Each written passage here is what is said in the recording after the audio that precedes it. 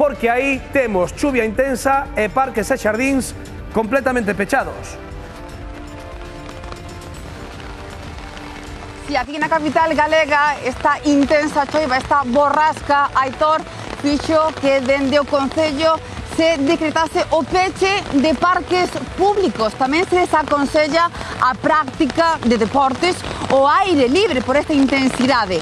Hai que comentar que e recordar que estamos en alerta laranxa en gran parte da provincia da Coruña, en toda a provincia de Pontevedra, e como ben indicades vos, tamén se decretou esa alerta laranxa por choivas na montaña de Lugo e na montaña de Ourense. As precipitacións, tal e como se viven agora na rúa, son realmente intensas. E por que se está a dar esta situación? Por que a borrasca, Aitor, ten esta magnitude? Porque está asociado a outro fenómeno meteorolóxico. A borrasca, Aitor, non ven soa, ven cun río atmosférico. Que queren saber o que? Pois moi atentos que os explicamos en breve en Hora Galega.